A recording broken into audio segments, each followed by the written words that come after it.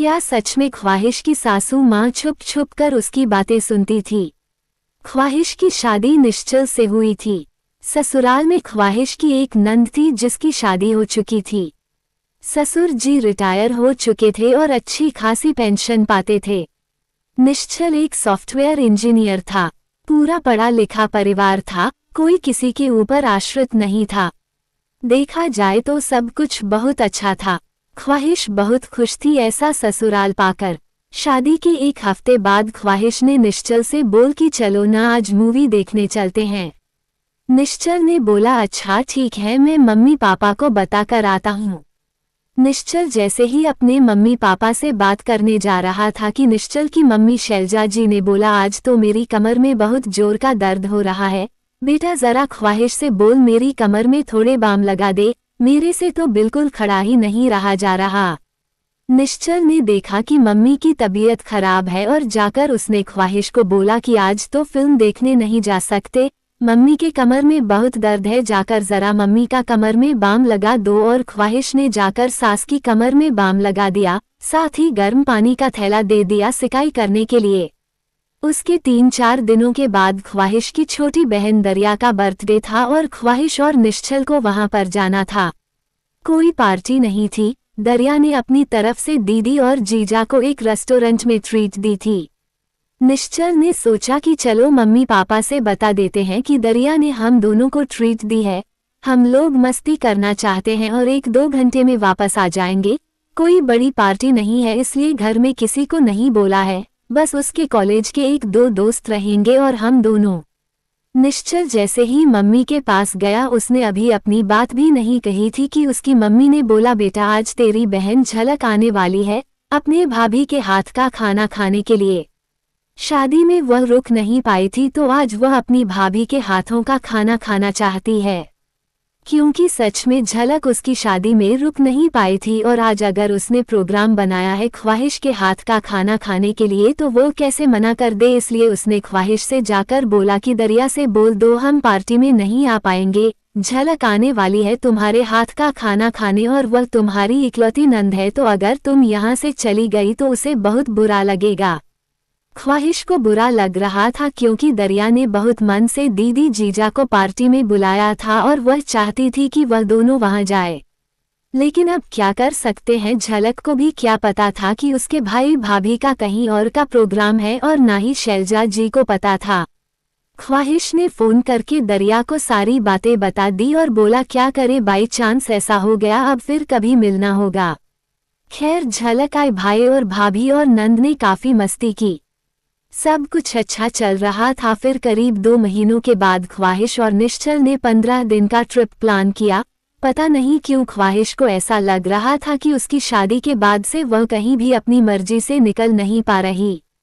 वह जाती तो है लेकिन तब जब शैलजा जी उसे अपनी तरफ से भेजती हैं। इसलिए उसने निश्चल से बोला कि इस बार किसी को कुछ मत बताना, हम सीधा निकलने के वक्त ही बताएंगे कि हम बाहर जा रहे हैं। पता नहीं क्यों पिछले दोनों बार हमारा जाना कैंसिल हो गया, इस बार मैं कोई रिस्क नहीं लेना चाहती, मैं सारी पैकिंग कर लूंगी और हम सीधा मम्मी पापा को बताते हुए निकल जाएंगे। निश्चल को भी ऐसा लग रहा था कि ख्वाहिश जब से आई है उसकी कोई ख्वाहिश पूरी नहीं हो पा रही है और उसने भी बोला हाँ इस बार तुम चिंता मत करो, हम ट्रिप पर जरूर जाएंगे। अभी उनका ट्रिप पर जाने में करीब 5 दिन बचे थे कि एकाएक शैलजा जी का बीपी बिल्कुल लो हो गया और शुगर भी हाई हो गया, उन्हें अस्पताल में एडमिट करवाना पड़ा। अब ऐसी कंडीशन में ख्वाहिश और निश्चल कैसे ट्रिप पर जाते, और यह सब कुछ जानबूझकर तो नहीं किया गया था क्योंकि किसी को ट्रिप के बारे में कुछ पता ही नहीं था, लेकिन फिर भी ख्वाहिश को ऐसा लगता था कि वह कुछ भी प्लान बनाती है किसी न किसी वजह से उसका वह प्लान फेल ही हो जाता है, पता नहीं क्यों पर ऐसा हो जाता है।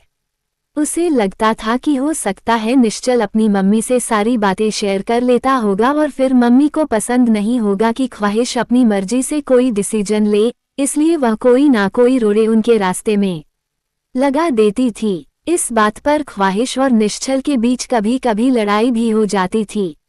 निश्चल बोलता था ऐसी कोई बात नहीं है और ना ही मेरी मम्मी ऐसा कोई गलत काम करने वाली है, ये तो बाई चांस ऐसा हो जाता है कि हर बार तुम्हारा प्लान फेल हो जाता है, जबकि हर बार तो हम बिल्कुल लास्ट में ही मम्मी को बताते हैं, लेकिन उसके पहले से ही मम्मी का कोई प्लान रहता है या फिर उनकी तबीयत खराब हुई रहती है। ये सब बस बाई चांस ही होता है। इन्हीं सब बात से ख्वाहिश और निश्चल के बीच में लड़ाइयाँ हो रही थी, लेकिन इन बातों का कोई मतलब नहीं था, क्योंकि सच्चाई यही थी कि निश्चल और ख्वाहिश का ट्रिप भी कैंसिल हो चुका था। ख्वाहिश की शादी को करीब करीब 6 महीने होने को आए थे, लेकिन ख्वाहिश अपने दिल की एक ख्वाहिश पूरी नहीं कर पाई थी। एक दिन निश्चल के ऑफिस में किसी कलीग का बर्थडे था और उसने निश्चल और ख्वाहिश को इनवाइट किया था। निश्चल ने ख्वाहिश को फोन करके बोला कि तुम तैयार रहना, शाम में हमें बर्थडे पार्टी में जाना है, मैं आऊँगा, तुम्हें पिक करूँगा और सीधा निकल जाऊँगा, टाइम नहीं है।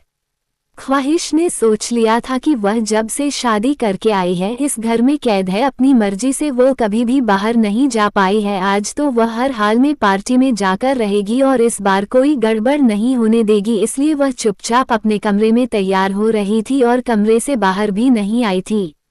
निश्चल आने ही वाला था कि उसके पहले ही शैलजा जी ख्वाहिश के कमरे में गई और बोली, बहू मैं और तेरे पापा जी बहुत जरूरी काम से ताऊजी के घर जा रहे हैं और हम कल ही वापस आ पाएंगे, तो घर अंदर से अच्छे से लॉक कर ले और जब निश्चल ऑफिस से आ जाएगा तो दोनों खा पी कर घर को चारों तरफ से बंद करके अच्छे से चेक करके तब सोना, क्योंकि हम लोग रात में नहीं रहेंगे और आजकल चोरियां बहुत बढ़ गई है, तो बहुत ध्यान रखना है, सारे लॉक अच्छे से लगाकर तुम लोग रहना, कहकर मेरा ख्वाहिश के बात सुने बगैर शैलजा जी और उनके पति ताऊजी के घर की तरफ निकल पड़े। ख्वाहिश को कुछ बोलने का मौका ही नहीं मिला। थोड़ी देर के बाद निश्चल आया चिल्लाते हुए, अंदर घुसा, ख्वाहिश तैयार हो, चलो जल्दी, लेट हो रहा है। ख्वाहिश ने गुस्से में अपने कपड़े बदल दिए थे और बोला, हम कहीं नहीं जा रहे हैं, तुम कोई भी प्लान बनाते हो तो अपनी मम्मी को बताना जरूरी होता है क्या? तुम उन्हें बताते हो और वो कोई ना कोई बहाना बनाकर हमारा प्लान कैंसिल करवा ही देती है, क्यों बताते हो उन्हें जब तुम्हें पता है कि वो हमें नहीं जाने देंगी? निश्चल ने बोला, पागल हो गई हो क्या, मैं उन्हें क्यों बताऊंगा, मैंने सिर्फ और सिर्फ तुम्हें फोन किया था और हम क्यों नहीं जा सकते? ख्वाहिश ने बोला, बकवास मत करो, तुमने पक्का उन्हें बताया होगा, तभी तो उन्होंने तुरंत ही ताऊजी के घर जाने का प्लान बना लिया। सुबह से उनका कोई प्लान नहीं था, लेकिन जैसे ही तुम्हारा फोन आया और मैं तैयार हो रही थी उसके पहले ही वह और पापाजी तैयार होकर निकल भी गए। ऐसा कैसे हो सकता है? उन्होंने तो मेरी बात भी नहीं सुनी कि हमें भी पार्टी में जाना है, बल्कि सीधा निकल गई यह बोलकर कि घर का ख्याल रखना, चोरियां बहुत हो रही है, तो अब जब चोरियां इतनी हो रही है तो घर छोड़कर घर में ताला लगाकर जाना तो किसी भी हाल में सेफ नहीं है। ये बात तो निश्चल भी जानता था कि घर में ताला लगाकर जाना किसी भी हाल में सेफ नहीं है, और क्योंकि उसके मम्मी पापा ताऊजी के घर की तरफ निकल चुके थे तो अब उनका जाना तो संभव नहीं था। ख्वाहिश गुस्से में जाकर सो गई और बोली, तुमसे कई बार मना किया है कि अपने कोई प्लान मम्मी से शेयर मत किया करो, पता नहीं उन्हें मुझे क्या दिक्कत है, वो मुझे कहीं भी अपनी मर्जी से जाने नहीं देती। निश्चल ने भी गुस्से में बोला, तुम पूरी तरह से पागल हो चुकी हो, पहली बात तो मैंने मम्मी से कुछ नहीं बताया था और दूसरी बात मम्मी हमें क्यों नहीं कहीं जाने देंगी? क्या वह तुम पर किसी तरह का रोक टोक करती है? बिल्कुल आराम से तो मजे में इस घर में रहती हो, उसके बाद भी मेरी मम्मी के ऊपर उल्टा पुल्टा इल्जाम लगाती रहती हो। ख्वाहिश ने बोला, मुझे वह सब कुछ नहीं पता, लेकिन मुझे ये पता है कि मैं इस घर में रहती जरूर हूँ, लेकिन इस घर में एक एक पत्ता भी तुम्हारी मम्मी के हिसाब से डोलता है। मैं इस घर से बाहर तभी गई हूँ जब तुम्हारी मम्मी ने खुद हमें भेजा है, और मैंने जब भी कोई प्लान बनाया है, चाहे वो कहीं घूमने का हो, किसी से मिलने का हो या फिर कुछ स्पेशल खाना बनाने का, हर प्लान मम्मी ने कैंसिल किया है या किसी न किसी बहाने से कैंसिल करवाया है, वो भी इस तरीके से कि मैं कोई तर्क दे ही ना सकूं। और यह सच्चाई है, उन्हें मेरी सारी बातें पहले से पता रहती है और मैं तो उन्हें बताती नहीं, तो फिर बचा कौन? तुम ही जाकर हमारी सारी बातें अपनी मम्मी से शेयर करते होगे। निश्चल ने बोला, पागलों जैसी बातें मत करो, मैं क्या इतना पागल हूँ कि एक एक बात जाकर मम्मी से शेयर करूँगा? और क्या मेरी मम्मी कोई पुराने जमाने की खड़ूस सास है कि तुम्हारे हर प्लान को खराब करेगी? क्या मम्मी ने आज तक तुम्हारे साथ बुरा बर्ताव किया है? फालतू की बकवास मत करो और अपने मन के वहम को निकालो। लेकिन ख्वाहिश के मन में यह बात पूरी तरह से भर चुकी थी कि उसकी सास ये सब कुछ जानबूझकर करती हैं। ख्वाहिश ने अब निश्चल के सामने सब कुछ अपने तरीके से लाने का फैसला किया, क्योंकि उसे पूरा यकीन था कि वह जो भी सोच रही है सच सोच रही है। एक दिन उसने निश्चल को व्हाट्सएप पर मैसेज किया और बोला कि आज मैं और तुम रात में बाहर खाना खाने जाएंगे और इस बारे में कोई बात नहीं होगी। मैंने मैसेज कर दिया है, तुम बस तैयार रहना और हाँ, कॉल पर कोई बात नहीं करना और ना ही दोबारा इस बारे में कोई डिस्कशन होगा। शाम को जब निश्चल घर आया तो ख्वाहिश और निश्चल खाना खाने के लिए निकल पड़े और निश्चल ने बोला, देखो क्या आज मम्मी ने रोका, हम तो चुपचाप बाहर आ गए, मम्मी ने कुछ भी नहीं कहा। ख्वाहिश ने बोला, हाँ, क्योंकि हमने इस बारे में बात नहीं की, सिर्फ मैसेज से एक दूसरे तक अपनी बात पहुंचाई है। अब निश्चल ने बोला, तुम कहना क्या चाहती हो, मम्मी कान लगाकर हमारी बातें सुनती है। ख्वाहिश ने बोला, यही तो नहीं समझ में आ रहा कि हमारे कमरे का दरवाजा बंद होता है और हम जो भी बातें करते हैं वो सब मम्मी को कैसे पता चल जाती, और आज जब हमने कोई बात नहीं की तो हमारा प्लान भी गड़बड़ नहीं हुआ। निश्चल ने बोला, तुम्हारा दिमाग फिर गया है, ऐसा कुछ नहीं है। ख्वाहिश ने बोला, ऐसा है और इसका यकीन मैं तुम्हें कल दिलवाती हूँ। अगले दिन ख्वाहिश ने निश्चल से अपने कमरे में बोला, मेरे मम्मी पापा बहुत दिन से खाने पर बुला रहे हैं, चलो ना आज हम शाम को मम्मी पापा के घर हो आते हैं। निश्चल ने बोला, अच्छा ठीक है, वैसे भी आज सैटरडे है, मेरा ऑफ है, तो हम आज शाम में मम्मी पापा के घर चलते हैं और फिर आज वहीं रुक जाएंगे और कल वापस आ जाएंगे। ख्वाहिश ने फिर निश्चल को मैसेज किया, अब देखना तुम्हारी मम्मी हमें किसी भी हाल में मेरे मायके नहीं जाने देंगी और यह मैं तुम्हें मैसेज में बता रही हूँ, इसके बारे में तुम कोई बात मत करना।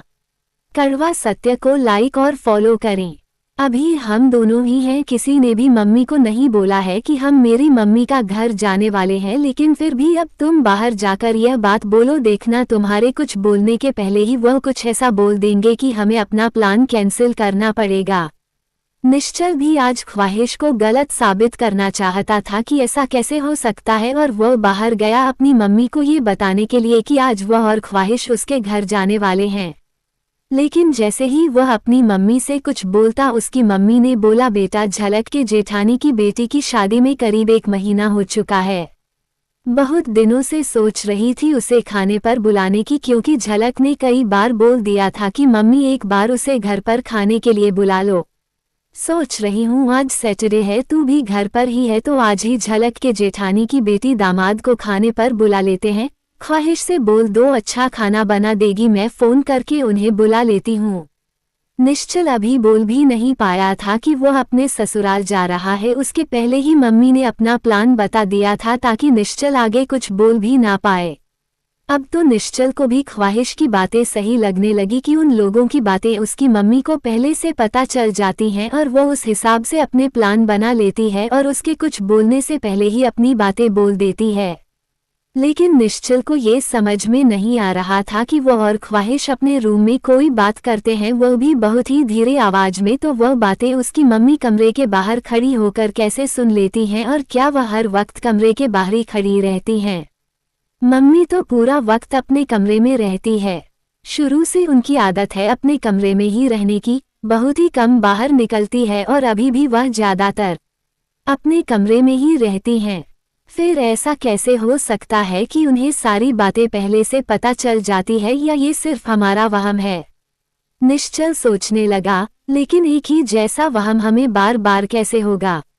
निश्चल जैसे ही कमरे में आया तो ख्वाहिश ने बोला, क्यों हो गई तसल्ली, बता दी होगी तुम्हारी मम्मी ने अपनी आज की कोई प्लानिंग जिसकी वजह से अब हमारा जाना कैंसिल हो चुका होगा, बल्कि तुम बोल भी नहीं पाए होगे हमारे प्लान के बारे में, जो कि हमेशा होता है। निश्चल ने कुछ नहीं बोला, क्योंकि ख्वाहिश के कहीं एक एक बात सच थी, पर उसे समझ में नहीं आ रहा था। उसने ख्वाहिश से बोला, ख्वाहिश ऐसा कैसे हो सकता है, तुम खुद सोचो, मम्मी पूरा वक्त अपने कमरे में रहती हैं, क्या ऐसा हो सकता है कि वो हमारे कमरे के बाहर खड़ी होकर हमारी बातें सुनती है और फिर भागकर अपने कमरे में चली जाती हैं? वो भी हमारे कमरे का दरवाजा बंद रहता है और हम कोई चिल्ला कर तो बात करते नहीं, फिर उनके कानों तक हमारी बात कैसे पहुंच जाती है और फिर वह तुरंत अपने कमरे में कैसे चली जाती हैं? ये सिर्फ हमारे मन का वहम है और कुछ नहीं, ऐसा हो ही नहीं सकता। ख्वाहिश ने बोला, तुम मानो या ना मानो पर ऐसा है। कोई बात नहीं, अभी तो एक बार हुआ है ना, तुम्हें बार बार ऐसा ही मिलेगा कि इस घर में वही होता है जो तुम्हारी मम्मी चाहती है। मैंने प्लान बनाया था अपने मम्मी पापा के घर जाने का, इसलिए मैं नहीं जा पाई। ऐसा नहीं है कि मैं वहां नहीं जा पाऊंगी, देखना कुछ दिनों के बाद वह खुद हमें वहां भेजेंगी ताकि वो हमारी नज़रों में अच्छी बनी रहे और हम सोचे कि वह हमारा कितना ख्याल रखती हैं। पर हाँ, मेरी मर्जी से कुछ भी नहीं होगा और यह बात मैंने गौर कर ली है। निश्चल कुछ नहीं बोला क्योंकि वो किसी भी हाल में अपनी मां को गलत नहीं मान सकता था। एक दिन निश्चल ऑफिस से लौटा और ख्वाहिश से बोला, मुझे ऑफिस में अच्छी परफॉर्मेंस के लिए 50,000 का बोनस मिला है। तुम बहुत दिन से नया फोन लेने के लिए बोल रही थी ना, चलो आज तुम्हारे लिए तुम्हारा मनपसंद फोन खरीद देते हैं। ख्वाहिश ने अजीब सी नज़रों से निश्चल को देखा क्योंकि उसे पता था कि निश्चल उसके मनपसंद फ़ोन को खरीदने की बात कर रहा है और ये तो अब किसी भी कीमत पर नहीं होगा क्योंकि इन 50,000 रुपये का कोई ना कोई काम मम्मी जी को निकल ही आएगा, जबकि उन्हें इसके बारे में शायद अभी कुछ पता भी ना हो। अभी निश्चल और ख्वाहिश अपने रूम के अंदर ही थे कि शैलजा जी खुद उनके रूम में आई और बोली, निश्चल बेटा बहुत इमरजेंसी आ गई है, झनकार को तुरंत ही 1.5 लाख रुपए की जरूरत है और उसके पास बस 1 लाख रुपए है। मुझसे 50,000 मांग रही है, लेकिन मेरे पास भी इस वक्त पैसे नहीं है क्योंकि तेरे पापा की पेंशन आने में अभी वक्त है और बाकी पैसे की हमने एचडी करवा रखी है। अगर तेरे पास पैसे है तो प्लीज 50,000 रुपए झनकार को ट्रांसफर कर दे, वह 2-4 दिनों में लौटा देगी। क्योंकि ख्वाहिश को बहुत अच्छे से पता था कि मोबाइल तो उसे मिलेगा, पैसे तो झनकार लौटा देगी, लेकिन तब जब शैलजा जी चाहेंगी उनकी मर्जी और उनके समय के हिसाब से, ना कि उसके खुद की मर्जी के हिसाब से। आज तक यही सब तो हो रहा था उसके साथ। उसकी हर इच्छा पूरी होती थी, लेकिन तब जब शैलजा जी चाहती थी, ना कि तब जब ख्वाहिश और निश्चल चाहते थे। अब तो निश्चल भी हैरान हो गया कि उसने 50,000 रुपये की बात की और तुरंत मम्मी ने 50,000 रुपये की बात कर दी। निश्चल ने इस बार सोच लिया था कि इस बार तो दूध का दूध और पानी का पानी करके रहेगा और उसने अपनी मम्मी से बोल दिया, मम्मी मेरे पास इस वक्त 50,000 रुपये कहाँ से आएंगे, मेरे पास बिल्कुल पैसे नहीं है, मैं 50,000 रुपये कहाँ से दूँ।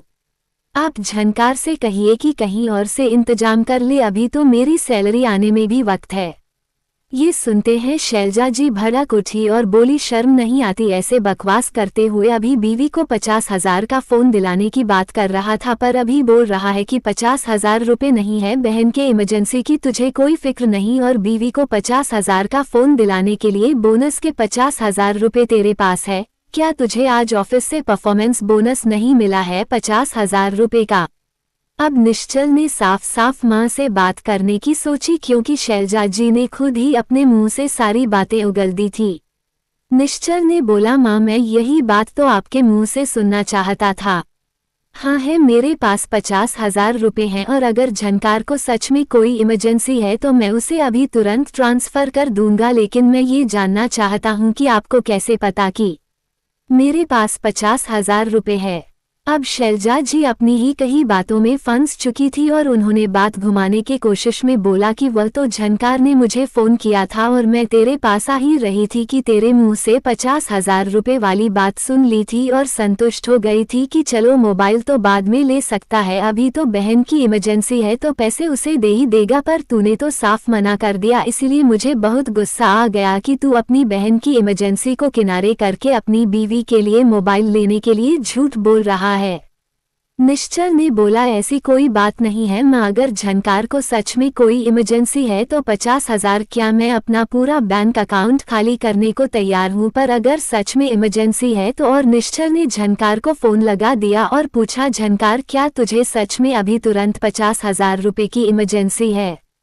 देख मुझे सच बताना, तुझे मेरी कसम है और हमारे रिश्ते की कसम है, मुझे सारी बातें सच सच जाननी है, आज सारा दूध का दूध और पानी का पानी हो ही जाएगा। तब तक शारदा जी के पति यानी निश्चल के पिताजी भी कमरे में आ चुके थे और वह भी सारी बातें सुन रहे थे और अपना सर पकड़कर बैठ गए थे क्योंकि उन्हें पता था एक न एक दिन ये होना ही था। उधर झनकार को भी समझ में नहीं आ रहा था कि वह क्या बोले, लेकिन झनकार को पता था कि अगर आज उसने सच नहीं बोला तो उसका और उसके भाई भाभी का रिश्ता हमेशा के लिए खत्म हो जाएगा, और माँ बाप के बाद मायके में उसके भाई भाभी ही तो है जो उसका मायका बनाकर रखेंगे। इसलिए झनकार ने बोल दिया, भाई मुझे ऐसी कोई इमरजेंसी नहीं थी, मुझे तो मम्मी ने फ़ोन करके बोला कि तू भाई से 50,000 रुपये तुरंत इमरजेंसी बोलकर मांग और 3-4 दिनों के बाद लौटा देना जब मैं बोलूं। तब निश्चल ने आगे झनकार से पूछा, और एक बात बता, उस दिन जब तू हमारी शादी के बाद ख्वाहिश के हाथ का खाना खाने के लिए आई थी तो तेरे खुद की प्लानिंग थी या वह भी तुझे मम्मी ने बुलाया था? झनकार ने बोला, नहीं भाई, मुझे मम्मी ने फ़ोन करके बोला था कि आज तू यहाँ भाभी के हाथ का खाना खाने के लिए आ जा, इसलिए मैंने प्लान बनाया था। निश्चल ने आगे पूछा, और उस दिन जब तेरी जेठानी की बेटी और दामाद खाने पर आए थे वह किसकी प्लानिंग थी? तो झनकार ने बोला, वह भी मम्मी ने फ़ोन करके बोला था कि आज तेरे जेठानी के बेटी दामाद को खाने पर बुला लेते हैं। मैंने तो मम्मी को नहीं बोला था, क्योंकि आप तो जानते ही हो मेरा और मेरे जेठानी का आपस में कुछ खास बनता नहीं है, तो फिर मैं क्यों उनकी बेटी दामाद को अपने मायके खाने पर बुलाने के लिए बोलूँगी। पता नहीं वह क्या सोचें। फिर मुझे लगा कि मम्मी बेटी दामाद को खाने पर बुलाना चाहती हैं तो इससे मेरा क्या लेना देना, मेरे जेठानी क्यों बुरा मानेंगी, उन्हें तो अच्छा ही लगेगा, इसलिए मैंने कुछ नहीं बोला। अब निश्चल को सब कुछ समझ में आ चुका था और वह अपनी मम्मी की ओर देखने लगा और बोला, ये सब क्या है मम्मी? अब तो कुछ बोलिए। लेकिन शैलजा जी चुप मारकर बैठी थी, उन्हें कुछ भी नहीं बोलना था। लेकिन अब निश्चल के पिताजी ने सोच लिया था कि अगर अब वह चुप रहे तो ये घर बुरी तरह से बिखर जाएगा। निश्चल के पिताजी ने बोला, मैं बताता हूँ, तुम एक बात और भूल गए कि जब तुम और ख्वाहिश ट्रिप पर जाने वाले थे उसके 5 दिन पहले तुम्हारी माँ हॉस्पिटल में एडमिट हो गई। वह भी उसने जानबूझकर किया था, जानबूझकर उसने अपनी बीपी और शुगर के दवाएं लेनी बंद कर दी थी, जिसकी वजह से वह बीमार पड़ गई थी और अस्पताल में एडमिट हो गई थी ताकि तुम्हारी ट्रिप कैंसिल हो जाए। और मैं तुम्हें ये भी आज बताता हूँ कि तुम्हारी माँ ने क्या कर रखा है। कहकर निश्चल के पिताजी ने निश्चल के बैग में किए गए डेकोरेशन के बीचों बीच निश्चल का ध्यान दिलाया और बोला, ध्यान से देखो यह क्या है। निश्चल ने जब ध्यान से देखा तो वहां सजावट में लगाए गए फूलों से मैच करता हुआ एक माइक्रोफोन था जिसमें एक वायर निकली हुई थी और वह बिल्कुल बेड के अंदर से होती हुई दीवार के बीच से अंडरग्राउंड वायरिंग के पाइप से जुड़ी हुई थी। निश्चल के पापा ने बताया, इसकी वायरिंग अंदर ही अंदर से मम्मी के कमरे तक गई थी। निश्चल को कुछ समझ में नहीं आ रहा था ये सब कुछ क्या है। निश्चल के पिताजी उसे अपने कमरे में ले गए। वहां पर उन्होंने बोला कि वह जो माइक्रोफोन है ना, उसका कनेक्शन इस हेडफोन से है जो कि तुम्हारी मम्मी के कमरे में रखा हुआ है। तुम्हारी मम्मी दिन भर अपने कमरे में रहती है और तुम और तुम्हारी पत्नी जो भी बातें करते हो ना, वो सब कुछ ये हेडफोन लगाकर सुन लेती है। उसने तुम्हारी शादी के पहले घर में जो काम करवाया था उस वक्त इलेक्ट्रिशियन से खुराफाती दिमाग लगवाकर यह फिटिंग करवा दी थी ताकि वो बहू की सारी बातें सुन सके और बहू कभी भी तुम्हें अपनी माँ के खिलाफ भड़का ना सके। इसके लिए मैंने उसे बहुत मना किया था कि वो गलत कर रही है, लेकिन वो मुझसे ही लड़ने लगी थी और बोलती थी, निश्चल मेरा इकलौता बेटा है, मैं इतनी आसानी से उसे अपने से दूर नहीं होने दूंगी और मुझे पता है कोई भी लड़की आएगी तो वह धीरे धीरे अपना हक मेरे बेटे पर जताने लगेगी और फिर धीरे धीरे मेरा बेटा पूरी तरह से अपनी पत्नी का बन जाएगा और मुझसे दूर हो जाएगा। मैं ऐसा कभी नहीं होने दूंगी। कड़वा सत्य को लाइक और फॉलो करें। इसलिए तुम लोगों की सारी बातें वह सुनती थी। मैंने कई बार उसे मना किया और बोला ये गलत है, लेकिन वह नहीं मानती थी और इसीलिए तुम्हारा हर प्लान वह फेल करवाती थी और फिर अपनी मर्जी और अपने वक्त अनुसार उसे पूरा करवाती थी ताकि उसका आधिपत्य तुम लोगों पर जमा रहे। साथ ही साथ तुम लोगों को ये भी लगे कि तुम्हारी मम्मी तुम लोगों का कितना ख्याल रखती है। मैंने इस बात का शुरू से विरोध किया है, तुम मानो या ना मानो, लेकिन उसने मेरी बात कभी नहीं सुनी और उसका नतीजा आज देख लो। ये सब कुछ देखकर निश्चल को विश्वास नहीं हो रहा था कि उसकी माँ इतना खुराफाती दिमाग चला सकती है, पर यह सच था। निश्चल ने जाकर चेक किया, सच में हेडफोन लगाने पर उसके रूम में जो भी बातें हो रही थी बिल्कुल क्लियर मम्मी के रूम में सुनाई पड़ रही थी। अब सबको समझ में आ चुका था कि मम्मी निश्चल और ख्वाहिश के बीच की एक एक बात पहले ही कैसे जान जाती थी। ये सब कुछ देखकर ख्वाहिश और निश्चल हैरान थे कि बेटे पर अपना हक कायम रखने के लिए कोई माँ इस हद तक जा सकती है कि सारी मर्यादाएं ही पार कर जाए। निश्चल बहुत दुखी था अपनी माँ के इस रवैया से और उसने बोला, माँ मैं आपसे दूर कभी नहीं था, लेकिन आपकी इस हरकत ने आज मुझे आपसे बहुत दूर कर दिया। मैं और ख्वाहिश चाहकर भी इसे कभी नहीं भूल पाएंगे। अगर आप ऐसा कुछ नहीं करती तो शायद हम लोग हमेशा एक साथ प्यार से रहते, क्योंकि मुझे भी पता है मैं आप लोगों का इकलौता बेटा हूँ और आप लोगों की सारी जिम्मेदारी मेरी है। लेकिन आपने ये जो हरकत की है, इस हरकत के बाद अब मैं आपके साथ आपके घर में नहीं रह सकता, अभी फिलहाल तो नहीं रह सकता। मैं और ख्वाहिश आज अभी और इसी वक्त ये घर छोड़कर जा रहे हैं। अगर वक्त के साथ हमारे जख्म भर गए तो हम जरूर लौटकर वापस आएंगे, लेकिन अभी मैं इस बारे में कुछ नहीं कह सकता। आपने खुद अपने बेटे को अपने से दूर कर दिया। शैलजा जी निश्चल और ख्वाहिश को रोकते रह गई, लेकिन उन्होंने उनकी कुछ ना सुनी और चुपचाप घर छोड़कर निकल गए। निश्चल के पिताजी चुपचाप खड़े थे, क्योंकि उन्हें पता था उनके पत्नी ने पुत्र मोह में आकर एक गुनाह किया था, एक अमर्यादित गुनाह जिसकी कोई माफी नहीं थी। दोस्तों, कहानी पसंद आई हो तो कृपया सब्सक्राइब, लाइक और अपने दोस्तों से शेयर करना मत भूलना, क्योंकि मैं आपके लिए अच्छी अच्छी कहानी लेकर आती हूँ रोजाना। ऐसे ही कहानियाँ सुनने लिए हमें सब्सक्राइब जरूर करें। राधे राधे दोस्तों।